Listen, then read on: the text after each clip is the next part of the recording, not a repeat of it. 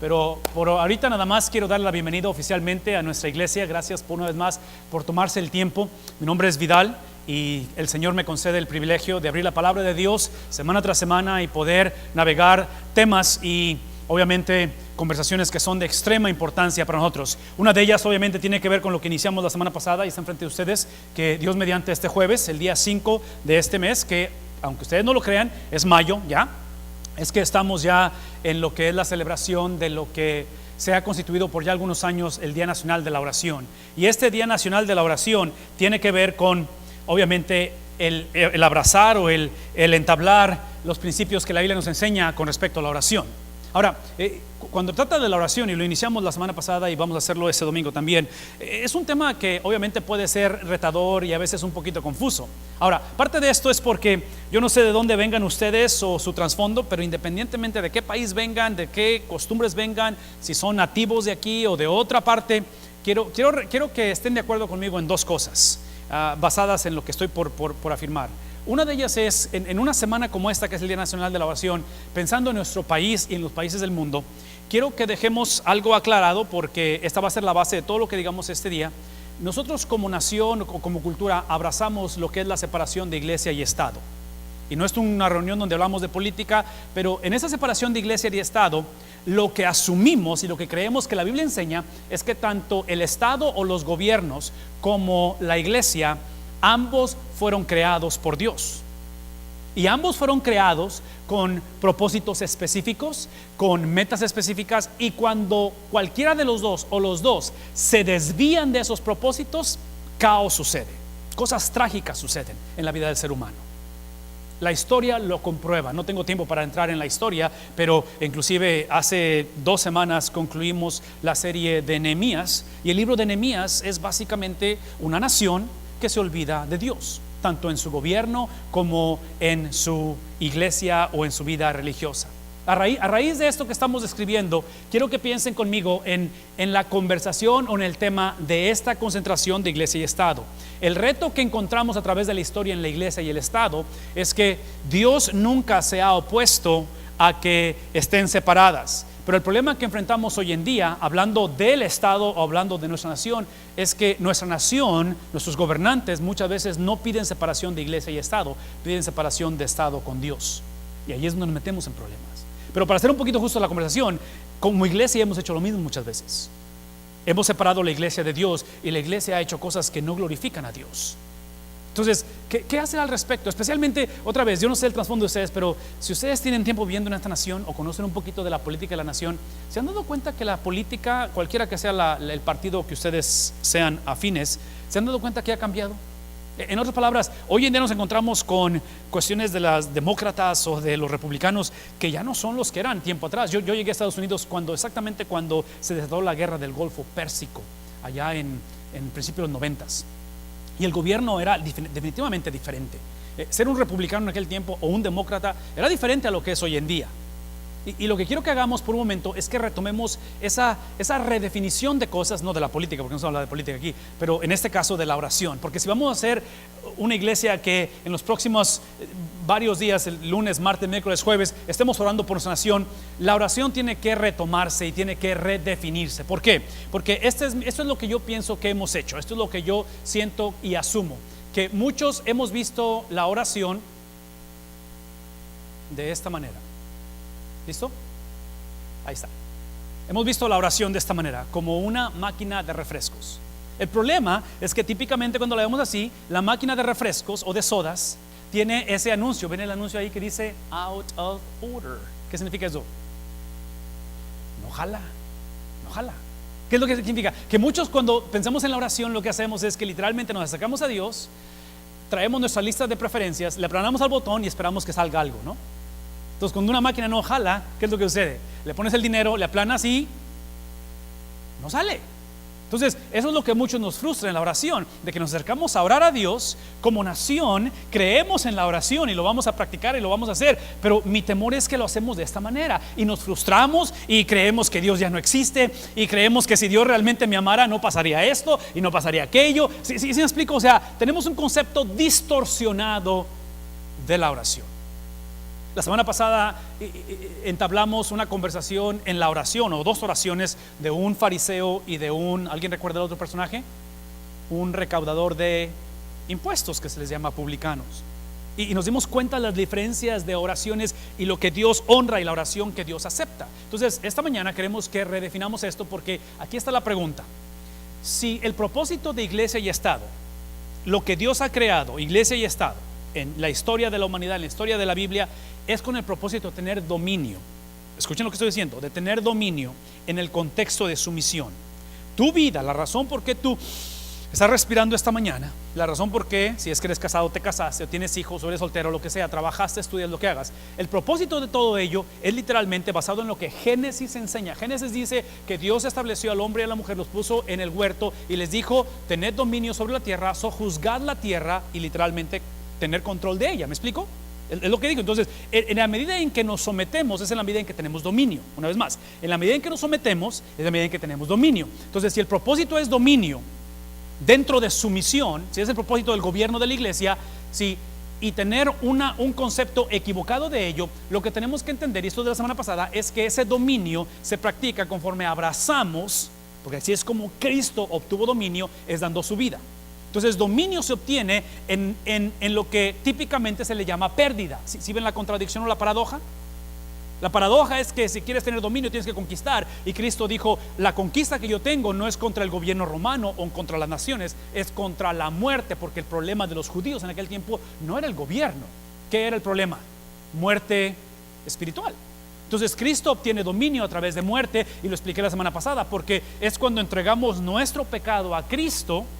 Escuchen lo que estoy diciendo: nuestro pecado, nuestra maldad, reconocemos que somos enemigos de Dios, y que ahora a través del sacrificio de Cristo entramos en una relación con Él, es que tenemos control. ¿Qué significa ello? Que hoy en día mucha gente, cuando ve la oración de esta manera, piensa que el control o el dominio es cuando me sale el refresco al que yo le aplané, cuando las cosas suceden como yo quiero. Inclusive muchos de nosotros, si somos honestos, muchos estamos en un lugar como este en la iglesia porque queremos aplanarle al botón que queremos y queremos que salga la coca que estamos pidiendo, ¿no es cierto? Seamos honestos, esa es la razón que estamos aquí. Ahora, no estoy diciendo que está a cierta manera mal, porque tus necesidades son legítimas, pero otra vez, qué irónico es que en este caso el dominio se obtiene a través de sacrificio. Pero ahora, cuando pensamos en sumisión, la sumisión se obtiene a través de vida, que es la vida de Cristo. Entonces, la semana pasada expliqué esto.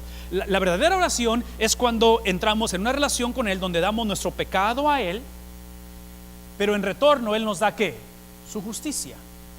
Una vez más, entregamos nuestro pecado, abrazamos o tomamos su justicia. Es el proceso que en inglés he estado enseñando, que se llama imputation. Es la transferencia de cosas. Entregamos pecado, abrazamos justicia. ¿Sí captamos lo que está haciendo aquí? Entonces, si la iglesia o el gobierno, conforme oramos, va a poder ejercer dominio dentro de su misión, vamos a tener que entender esta mañana que tenemos que entregar nuestra maldad, nuestro pecado. La semana pasada el publicano entró a la sinagoga, entró al templo, y simplemente ¿qué dijo? Si no podía ni siquiera mirar hacia el cielo, y dijo: ten misericordia de mí, porque soy ¿qué cosa? Soy pecador. Entonces entrega su pecado, y hay que abrazar ahora la santidad, la justicia de Cristo. La pregunta esta mañana es esto: ¿qué hacemos en una cultura, en un contexto, en una circunstancia donde estas experiencias nos caracterizan? Is this ready? Let's go to the next one. A ver, ¿no está jalando esto o sí? No está jalando, ok. Regrésate entonces. Una más. A ver. Ok, ahí está, ya jaló. ¿Qué hacer en un contexto? ¿Qué hacer en un ambiente donde esta es la manera en que se ven las cosas? Donde vemos al gobierno que existe para beneficiarme a mí. Cuando vemos la oración para esto. Sí, porque es el contexto de Juan capítulo 14. Tiene una Biblia, ábranla ahí. Juan capítulo 14 es el contexto donde los judíos, después de 3 años y medio de estar con Cristo, siguen viendo a Cristo como esto. Siguen pensando en Dios, que todo lo que necesitan es que el gobierno romano desaparezca. Todo lo que necesitan es que Jerusalén se convierte una vez más en el epicentro de adoración y que literalmente el Señor nos dé esta, como lo hizo el fariseo, esta justificación a través de exclusividad. ¿Recuerdan la oración del fariseo la semana pasada? Te doy gracias, ¿por qué? Porque no soy como él.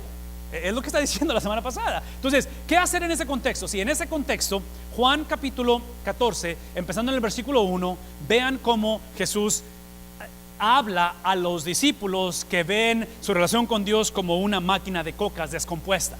No sé, ¿qué es la palabra? No se angustien. ¿Qué es la implicación? Que ya estaban angustiados. Algunos de aquí, algunos que estamos aquí, venimos con angustias. Estamos aquí porque tenemos angustias, preocupaciones. Venimos de una temporada de muchas angustias. Estamos en medio de una situación de angustias, o lo más seguro es que vamos hacia una etapa de un montón de angustias. Acabo de escribir la vida de todos. Una, o vienes de, o estás en medio de, o vas hacia. El punto que Jesús hace es, dice, no. Jesús está diciendo esto: dejen de angustiarse.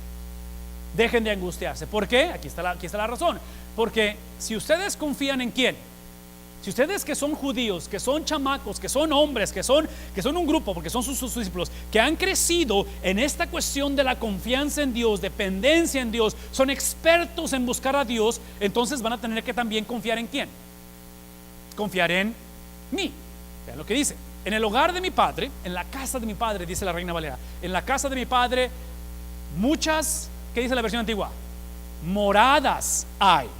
La NIV dice: hay muchas viviendas. Si no fuera así, dice Jesús, ya se los habría dicho a ustedes. Por lo tanto, ¿qué dice?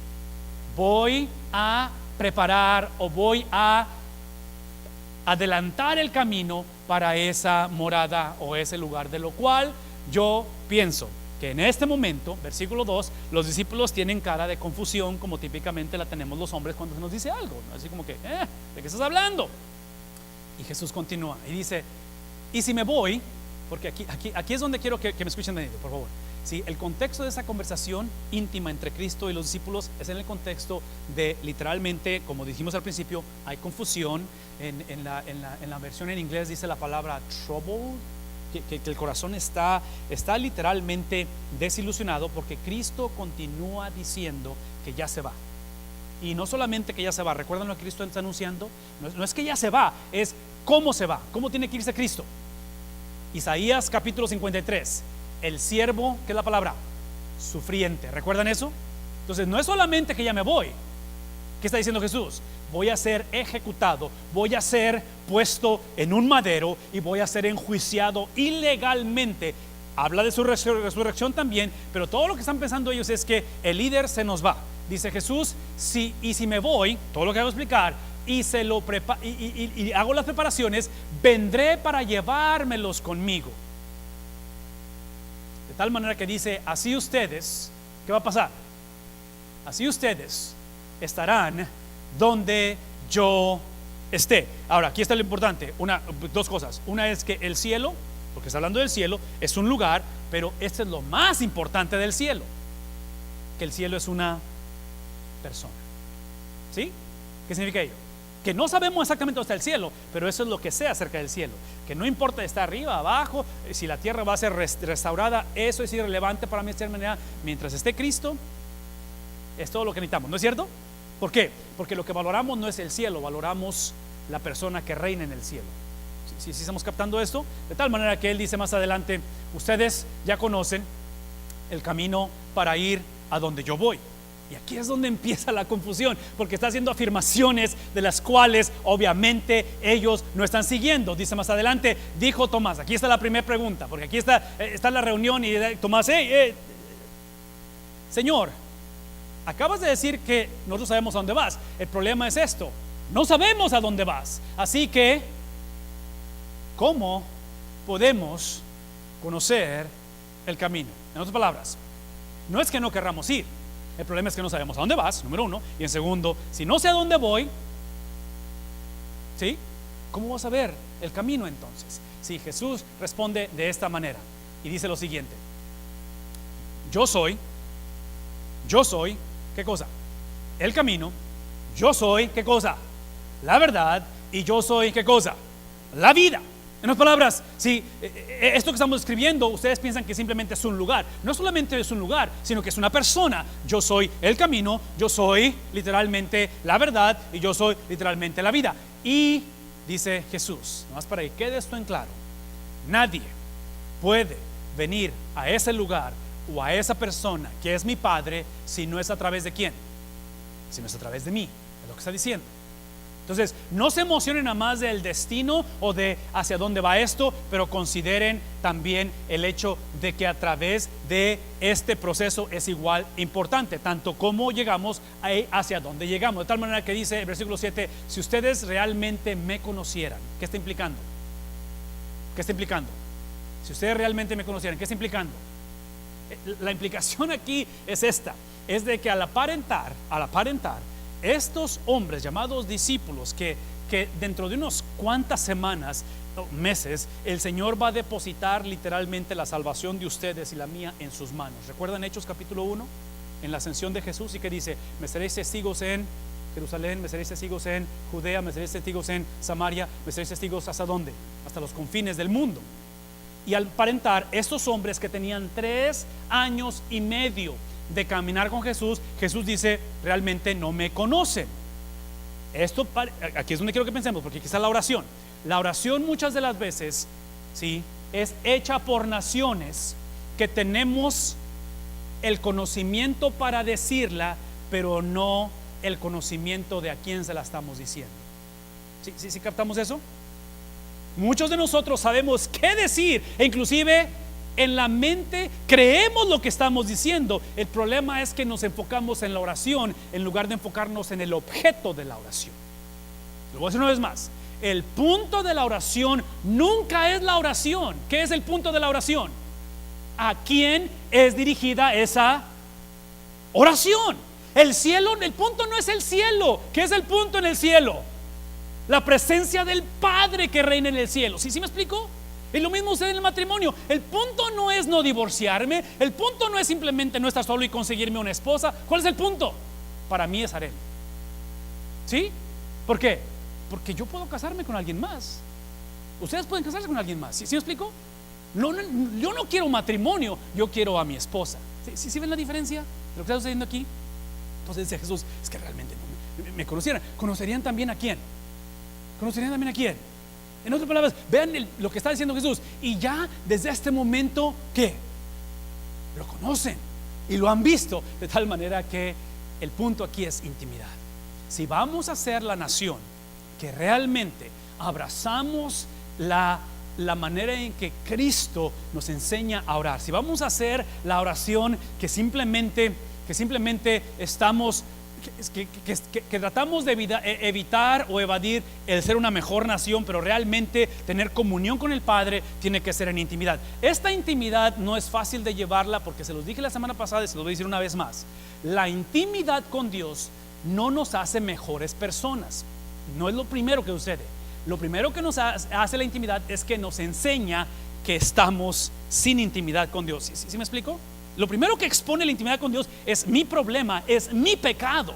Es que la intimidad con Dios lo que hace es que me hace traer un momento de reconsiderar que a lo mejor parte del problema es que he estado viendo a Dios como la máquina donde nada más le estoy aplanando los botones y no sale la coca que estoy buscando, y me desespera. Entonces, esta intimidad Cristo la pone en este contexto. Let's go to the next one, please. Esto la pone en este contexto. Versículo 8. Aquí viene otra pregunta. La primera fue de Tomás, ahora viene Felipe. Y dice Felipe: Señor, queremos conocer al Padre, tenemos hambre de conocer al Padre. Aquí es el problema: muéstranos el Padre, al Padre, y con eso, ¿qué cosa? Nos basta. Ahora, observen lo que acaba de decir Jesús. Observen lo que acaba de decir Jesús. En el versículo 7 dijo Jesús: si realmente me conocieran, conocerían también a quién. Y en este momento ya lo conocen y ya lo han visto. ¿Por qué? Porque Jesús está afirmando que lo conocen o lo han visto a Él. Y Felipe dice: no es cierto, no hemos visto al Padre. Te vemos a ti, pero no hemos visto al Padre. ¿Sí? De tal manera que en el versículo número 9 dice lo siguiente: pero Felipe, esa es la pregunta, ¿tanto tiempo llevo ya entre ustedes y todavía no me conoces? tantos años que han escuchado el Evangelio como nación, ¿y será posible que no lo conocemos? Tantos años que tenemos de venir a una iglesia, ¿y será posible que no lo conocemos? ¿Será posible que el problema es que conocemos lo que alguien más nos dice de él, pero realmente no lo conocemos? ¿Sí me explico? Y todavía aún no me conoces. El que me ha visto a mí, el que me ha visto a mí, el que ha visto la encarnación de mi persona, el que me ha visto a mí, dice, ha visto al Padre. De tal manera, aquí está la pregunta, Felipe, ¿cómo puedes decirme, muéstranos al Padre? Sí, la intimidad se presenta o se manifiesta en lo que en inglés se le llama, esa es la palabra en inglés que la traduje de esa manera, es la palabra oneness. Oneness, ¿qué significa? Que llegamos a ser uno mismo. Ese es el punto de la historia. Intimidad con Dios es para hacernos uno con Dios. Ahora, otra vez, la referencia del matrimonio, porque es lo que uso como punto de referencia. ¿Sabían ustedes que el punto del matrimonio no es que estemos siempre sintiéndonos enamorados? Solteros, necesitan escuchar lo que estoy diciendo. Padres de solteros, escuchen lo que estoy diciendo. El punto de casarnos, es importante que nos amemos, es importante que haya atracción física, es importante que sintamos las mariposas en el estómago, todo eso es importante, ¿ok? Pero esa no es la meta. ¿Por qué? Porque ustedes y yo sabemos que ya casados, cuando se levantan en la mañana y no se ha lavado la boca, no huele como que me da mariposas en el estómago como antes. ¿Sí me explico? Cuando no se han peinado y cuando se enferma la niña y estamos en el toro y están todos con el vómito porque en la noche, ¿sí me explico? Hay cosas que suceden que no son muy llamadoras o atractivas a sentirnos enamorados, pero ¿qué es lo que hacemos? Sí, el propósito del matrimonio es edificar una vida juntos. Ese es el propósito del matrimonio. Y esa vida o ese proceso nos lleva a ser uno. Inclusive hace algunos meses atrás les puse fotos, no los dije ahorita, pero les puse fotos. ¿Recuerdan las fotos que les puse de parejas ya de edad avanzada que eventualmente se están pareciendo físicamente? ¿Han visto eso? Que ya cuando empieza uno a envejecer se parecen físicamente. El matrimonio, por esta cuestión de ser uno. Si Cristo está diciendo, esta es la manera en que vas a saber o conocer el Padre, ¿acaso, versículo 10, acaso no crees que yo estoy en el Padre, que somos uno? ¿Acaso no entiendes que el Padre está en mí? Sí, aquí están las evidencias, aquí es donde creo que piensen, conforme oramos por Estados Unidos, oramos por nuestra iglesia, oramos por nuestras familias. Por favor, escuchen, piensen en sus hijos, piensen en su persona, piensen si realmente estamos viviendo intimidad con Dios y si estamos moviéndonos hacia el llegar a ser uno. Dos evidencias, vean lo que está diciendo Jesús. Las palabras que yo les comunico no las hablo como cosa mía. ¿Qué está implicando? Que una iglesia, una nación, una persona que tiene intimidad con Cristo y está caminando hacia el ser uno, habla lo que el Padre ha hablado. Ahora, seamos honestos. Lo que hablamos toda la semana y todos los días es lo que teníamos adentro. ¿Sí o no? No existe tal cosa como, ay, se me salió. No, se te salió porque estaba adentro. Esa es la razón que se te salió. ¿Se me explicó? Entonces lo que está diciendo Jesús es, todo lo que yo he hablado son las palabras que no vienen de mí, sino que son las palabras que el Padre me ha dado porque Él está en mí. Y vean lo que dice al final. Y esas palabras eventualmente se convierten en ¿qué? ¿Qué es la última palabra del versículo? En obras. Entonces, lo que está sucediendo aquí, y especialmente la semana pasada, cuando entra el fariseo a orar, el problema con el fariseísmo en el tiempo de Jesús es que esta gente tenía las palabras correctas y tenía las obras equivocadas. ¿Sí ven lo que está pasando? Eso se le llama hipocresía. Cuando decimos lo correcto, pero hacemos lo incorrecto. Entonces está diciendo Jesús, hey, si va a haber intimidad conmigo, si como nación vamos a caminar para el propósito de llegar a ser uno, ¿sí? Entonces tenemos que hablar lo que Cristo habló, que es obvio, no hay misterio en lo que Cristo habló. ¿Sí? No hay misterio en lo que Cristo habló. Esto es lo que Cristo habló. Y dice Jesús, y lo que Cristo hizo.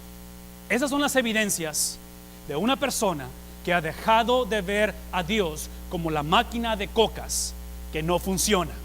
Porque sí, cuando nos acercamos a Dios simplemente a orar, ¿sí?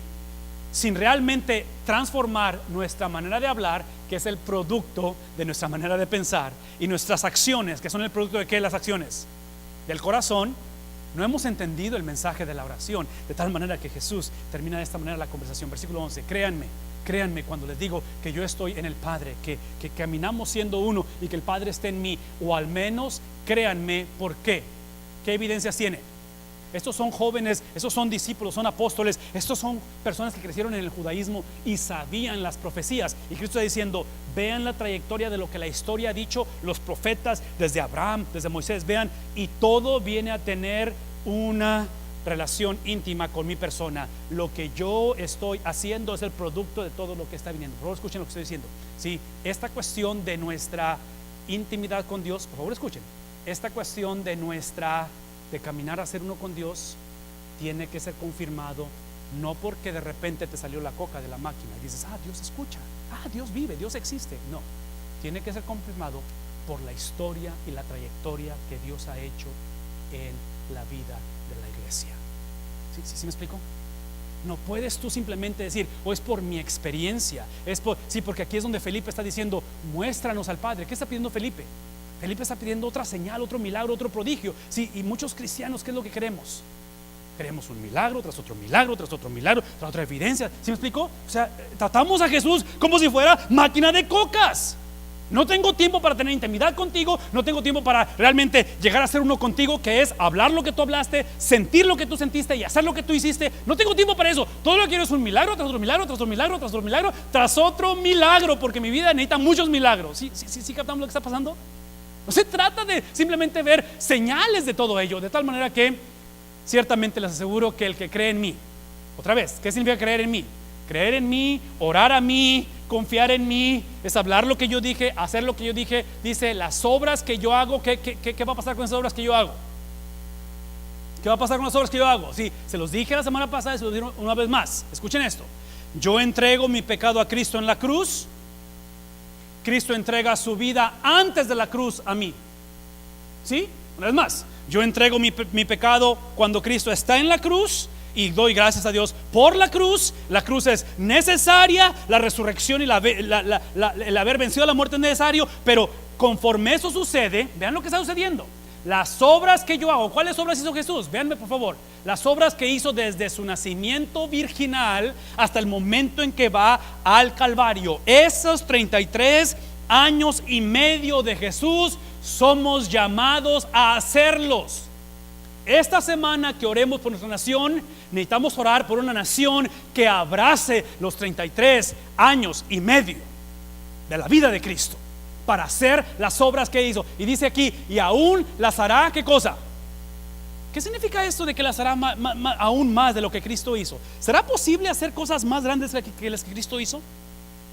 ¿O es arrogante lo que estamos pensando aquí? Porque dice aquí: porque yo vuelvo al Padre.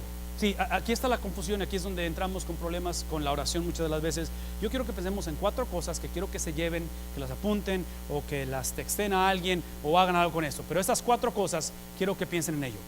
La razón que podemos hacer grandes cosas cuando empezamos a hacer las obras de Cristo como producto de intimidad y producto de oneness, de caminar como si fuéramos uno, es que Él nos da una identidad diferente.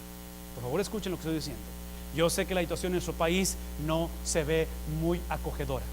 Yo sé que para la mayoría de nosotros que venimos de otros países, nuestras identidades han sido un poquito diferentes, cuestionables, porque inclusive tenemos hijos que son nacidos aquí, pero sus raíces están en otro país. ¿Sí me explico? Tenemos padres que están envejeciendo y que ya llegaron aquí, y literalmente los sacamos de sus raíces y los trajimos a Estados Unidos, y a veces hay esa cuestión de identidad. Escuchen lo que estoy diciendo: toda persona que va a abrazar no solamente la cruz de Jesús, pero va a abrazar la vida de Jesús, va a tener que entender que tiene que tener una nueva identidad. Véanme tantito, por favor. No estoy hablando de una nueva identidad describiéndote a ti o a mí como mejores o diferentes personas. La nueva identidad, ¿quién es? Es Cristo. Es Cristo. Y menciono esto porque, una vez más, toda persona que ve la oración como la máquina para sacar cocas, Especialmente cuando las cocas están saliendo, decimos, oh, no, ahora sí voy a diezmar. Oh, no, sí, no me han salido porque no diezmaba. O la clásica, ahora que me están saliendo, ahí tengo que ir a esa iglesia porque ahí sí salen las cocas. ¿Sí me explicó? Como todo se está alineando, y el presidente, porque queríamos realmente hasta ahora sí en Washington, ahora sí, Señor, te alabamos. Sí, no se trata de una mejor identidad tuya, sí, aunque todos nos vamos a beneficiar si tú mejoras y yo mejoro, ustedes se van a beneficiar si soy una mejor persona, un mejor padre, pero no se trata de nosotros. ¿Se trata de quién? De la identidad que Él estableció desde que nació a través de María hasta el momento en que fue a la cruz. La vida de Cristo tiene que ser el modelo a seguir. Eso tiene que ser. Y eso me lleva a pensar lo siguiente. Escuchen lo que voy a decir. Sí, es por eso que para hacer esto no lo podemos hacer nosotros mismos. Es Cristo en esta oración, no tengo tiempo para entrar en ello, pero lean el capítulo completo, introduce al Consolador. Dice Cristo, tengo que irme para que venga ¿quién? Porque es el Consolador que me da la habilidad de poder abrazar la nueva identidad. Por mí mismo no puedo. Por mí mismo voy a llegar al punto en el cual, como a la semana pasada, entramos a la iglesia y decimos, Señor, gracias porque no soy como... Y Señor, yo diezmo de todo lo que tengo y yo ayuno. ¿Recuerdan lo que hacía el fariseo? Ayunaba, no una vez al año. ¿Cuántas veces ayunaba a la semana? 2 veces. Sí. Entonces, si estamos en ese lugar literalmente defendiendo nuestros derechos, si en el pleito que tenemos con la esposa estamos todavía argumentando que ella está mal y yo estoy bien, no hemos entendido la nueva identidad. La nueva identidad es la persona de Cristo. Es literalmente Él, su persona. De tal manera que esa persona, escuchen esto, ahora es la que define la misión de la vida, el propósito por qué existo, la razón por qué hago lo que hago. En lugar de decir, y yo no sé por qué estoy aquí, o sea, que estoy haciendo este matrimonio, porque estoy batallando con mi papá, porque tengo que ir a trabajar en un lugar donde no me gusta trabajar. Y al final entramos en situaciones donde nuestros jóvenes piensan en suicidio, donde tenemos una nación que no sabemos dónde está el norte, el sur, la moralidad está de cabeza. ¿Por qué? Porque hemos cometido el error de definir la misión de la vida. Si la misión de la vida es una persona, su nombre es Cristo. Eso obviamente me da una actitud nueva. Eso es importante, ¿verdad? Una actitud nueva. Y por último, lo que sería en inglés, la última es un world view. Veo la vida completamente diferente. En inglés se usa la palabra Christ likeness. Yo quiero que oremos esta mañana, porque aquí es donde quiero que hagamos una reflexión completa y quiero que se pongan de pie. Pónganse de pie. Y eso es lo que quiero que pensemos en lo siguiente. Can you show me next slide, please? Next slide. Quiero que piensen conmigo en lo siguiente. Cristo termina con palabras que son extremadamente importantes. Y son palabras que la mayoría de nosotros queremos abrazar y queremos pedir a nuestro Dios, sobre todo cuando pensamos en nuestra nación. Y la promesa es simple. La promesa es esta: cualquier cosa que ustedes, discípulos, hablando a sus seguidores, pidan, ¿en quién?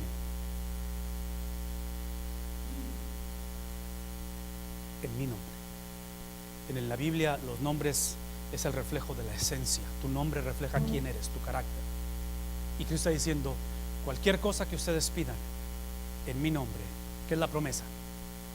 Yo lo haré. Y esta es la razón por la cual lo voy a hacer, para que el Padre, a través del Hijo, ¿qué cosa? Sea glorificado. No lo voy a hacer porque lo necesitas, no lo voy a hacer porque apremia, no lo voy a hacer simplemente porque hay carencia. Lo voy a hacer porque cuando yo lo hago, la gloria, la fama, la excelencia de Cristo, el aroma se hace sentir en una nación, se hace sentir en una iglesia. Entonces aquí es lo que quiero que se lleven esta mañana, y conforme oramos lo piensen. Conforme oramos esta mañana, esta semana, el jueves, tenemos que pensar en esto. La oración tiene que estar centrado en todo aquello que trae gloria al Padre, todo aquello que es aceptado ante el Padre, todo aquello que no exalta mi persona, exalta al Padre, glorifica al Padre, trae gloria al Padre. La fama del Padre es extendida. Y si eso implica, por favor véanme, y si eso implica que así como Cristo va a tener que ir a un madero y va a tener que vencer la muerte y va a tener que resucitar, a lo mejor es donde estás ahorita en tu vida. Y en lugar de simplemente estar quejándome o dándole a más, desconectamos la máquina y la conectamos otra vez. Inclusive, los he visto algunos, mueven la máquina para que salga la coca. ¿Sí me explico? A lo mejor la carencia de la coca en este momento, y a lo mejor hay carencias aquí, ¿será posible que esa carencia es lo que va a traer gloria al Padre? Yo no lo sé. Depende mucho de la intimidad y depende mucho de el ser uno con Él. De tal manera que Cristo termina diciendo en el versículo 14: lo que pidan en mi nombre. ¿Qué sucede? ¿Qué sucede? Lo va a hacer. Mi pregunta esta mañana para ti es: ¿conoces el nombre de Jesús? ¿Conoces ese nombre? ¿Conoces a ese Cristo?